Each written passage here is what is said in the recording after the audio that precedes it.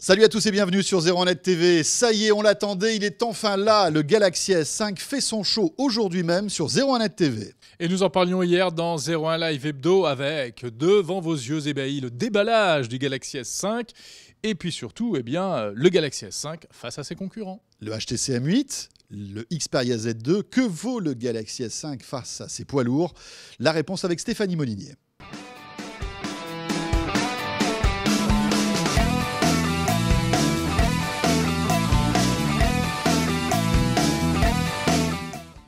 Cette boîte qu'on n'a pas encore ouverte, Jérôme, tu l'as entre les mains. Oui, je l'ai. Elle est là. Elle est là, cette boîte. Et alors, effectivement, on va vous faire un déballage en direct parce que... regardez, il y a encore les petits scellés, là. Vous savez, vous êtes certainement, comme nous, des maniaques du déballage. C'est une boîte encore vierge, quoi. Ce plaisir qu'on éprouve à décoller les petites étiquettes, etc. Bon, j'y vais. Bon, chacun son plaisir. C'est les cadeaux de Noël. Il y a Stéphanie qui se marre. Voilà, elle se dit, ils sont complètement ouf. Allez, on y va. Bon, alors... Enlève l'autocollant, on va ouvrir ce... Attends, je vais le faire délicatement. J'ai quoi, 10 minutes? Non, pas 10 minutes, mais on va y aller quand même. C'est pas facile. Alors, autant vous dire que pendant que Jérôme s'évertue à ouvrir la boîte de ce Galaxy S5, il est déjà en test au labo de 01net. Et bien sûr, le test et les premières impressions, la première prise en main, ce sera dans quelques heures. C'est une fille. C'est une fille. Bon, alors, vous avez vu, voilà, c'est la version blanche qu'on vient de recevoir. Voilà. Ce Galaxy S5 qui est là. Allez, bon. Tu sais, comme dans Big Bang Theory, tiens, si tu veux, on le fait ensemble. Allez, on le fait ensemble. Allez, on le fait. Oh, c'est beau. Voilà, c'est beau, c'est magnifique. Bon, alors attends, pendant ce temps-là, moi je vais prendre il est super léger, mais c'est parce que la batterie est dehors, je pense. On voit ce qu'il y a la batterie est dans la boîte. Voilà. Donc dans la boîte, on vous fait un petit déballage. Vous avez le mode d'emploi. Voilà. Il est 18h30, on se retrouve la semaine prochaine. le mode d'emploi que tout le monde lit. Le chargeur qui est là. Regardez, voilà, le chargeur. Nous avons quoi aussi? On a les petits écouteurs. Les petits bouts pour justement changer les auriculaires, les intra-auriculaires, et le petit câble USB qui va bien. Voilà. Et là, tu vas me donner la batterie pour que je puisse la mettre. Voilà, alors pendant que tu vas mettre la batterie, on va accueillir Stéphanie Molinier qui est avec nous. Bonjour Stéphanie. Bonjour François, bonjour Jérôme. Salut Stéphanie. On est tous un peu là, on frissonne, hein, tous. Il faut bien parler dans le micro, hein, Stéphanie, très près. Donc ça y est, le Galaxy S5 est enfin arrivé à la rédaction de 01net TV et de 01net.com. Ça y est, il est au labo. Ça va nous permettre en fait de faire un petit point sur les smartphones haut de gamme. Hein. On sait que c'est un segment qui souffre en ce moment parce qu'il y a l'arrivée des téléphones low cost, il y a l'arrivée des téléphones, on va dire, à moins de 200-300 €. Mais malgré tout, les constructeurs prestigieux sortent des téléphones très haut de gamme. Oh, il y a même un plastique sur la tranche. Il est complètement fou. Oh, il y a un plastique sur la tranche, c'est génial. Et donc, tu as apporté les deux concurrents important du Galaxy S5, le Z2, qui vient d'arriver aussi il y a quelques minutes, à croire qu'il se tire la bourre entre Samsung et Sony, il vient d'arriver, et puis le HTC One M8 qui sont là, juste là. Alors, comme quoi il sert à rien, enfin, il sert pas à grand chose d'annoncer rapidement les smartphones, parce que finalement le HTC One M8 a été annoncé quelques semaines après le Mobile World Congress et c'est déjà disponible. Oui, il a été annoncé bien après en fait, le Galaxy S5. Et les deux grands smartphones très attendus que sont le Sony Xperia Z2 et le Samsung Galaxy S5 ont été donc annoncés fin février et vont être disponibles dans le... Bientôt, là.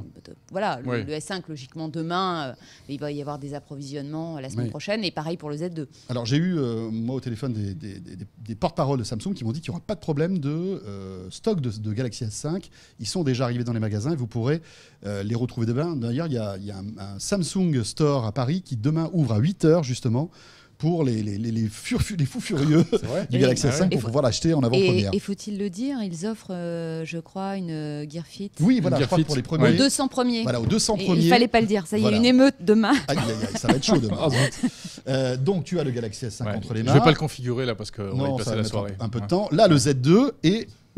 Donc le HTC One M8 dont on a beaucoup parlé, hein, parce que le test est déjà disponible sur 01net TV, sur 01net.com. Comment distinguer ces trois téléphones? En fait, ils ont pas mal de points en commun. Ils ont tous les deux le dernier processeur 4 cœurs Snapdragon 801 de Qualcomm. Donc c'est vraiment...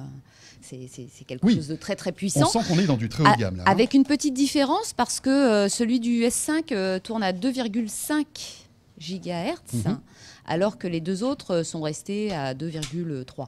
Et ça va Ça changer va vraiment pas quelque chose. changer Ça va la jouer. face du monde, je D'accord. pense. Sinon, en taille d'écran, ils sont assez proches. Ça aussi entre 5 et 5,2 pouces, donc c'est pareil, pas beaucoup de différence. Alors, ce qui est amusant, c'est quand on le compare quand même au porte-étendard d'Apple, qui est donc, je vous rappelle, l'iPhone 5S, qui paraît, mais alors rikiki, je ne sais pas si on les voit, si on le voit par rapport aux autres, mais qui paraît rikiki, quoi. Il est temps que Apple se bouge un peu les fesses et sorte un smartphone qui soit un petit peu dans les tailles d'écran Dans l'air du standard temps, aujourd'hui. surtout, Voilà. parce qu'il y a une grosse attente sur des grandes tailles d'écran, sans aller jusqu'à la phablette Bien de sûr. 7 pouces. 5 pouces, c'est On un est minimum. d'accord. Donc, taille d'écran relativement semblable, qualité d'écran. Qualité d'écran, c'est difficile à dire puisqu'on n'a pas encore tout à fait. On est en train de débuter les tests sur le Enfin, c'est Z2 et le d'HD pour S5, tous. mais c'est des écrans Full HD. On a de la technologie AMOLED sur le Samsung, alors que les deux autres, je crois, sont sur des technologies plus classiques IPS. D'accord. Alors, particularité aussi, deux de ces trois téléphones sont étanches.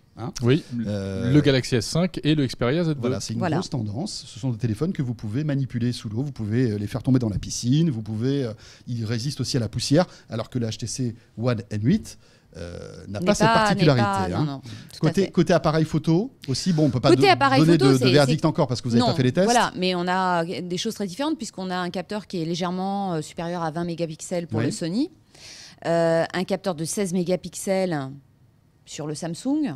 Là encore, c'est à peu près homogène. En revanche, HTC, lui, a adopté la technologie ultra pixel, donc des gros pixels, mais du coup, en termes de taille de capteur, on est sur 4 mégapixels seulement.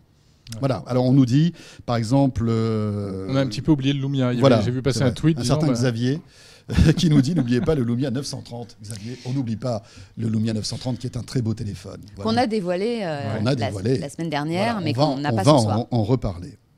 Très bien. Peut-être une différence, c'est je pense, le poids. Oui. Le smartphone le plus lourd des trois, c'est le Sony. Parce que Sony a privilégié le verre. Ouais. Ah oui, c'est le verre. matériau, voilà. On a du verre en façade et à l'arrière. Donc c'est le plus lourd. Il doit faire pas beaucoup, je pense, par rapport au HTC. 20-25 grammes de plus que le HTC qui, lui, est en aluminium brossé. Le plus léger, c'est le Samsung, parce que Samsung, fidèle avec des plastiques, a adopté le plastique qui sont plus légers. Polycarbonate, très exactement. Voilà. Une question quand même à propos du Galaxy S5 qui est, on le sait, truffé de fonctionnalités un peu waouh. Alors même s'il y en a moins que dans le S4 parce qu'ils ont voulu revenir, comme ils disent, un petit peu aux fondamentaux. En réalité, je vais peut-être être un petit peu dur avec. C'est le Galaxy S5 qui met dans cet état-là. Voilà, je suis très ému, vous comprenez. Non, mais il n'y a pas de fonctionnalité réellement nouvelle. C'est des choses qu'on trouve déjà ailleurs. C'est moins, c'est moins percutant qu'avec le Galaxy S4 où vraiment là il y avait des ferlements de fonctions. Il y a tout dans ce smartphone, mais des choses qu'on trouve sur divers autres produits concurrents. Tout à fait.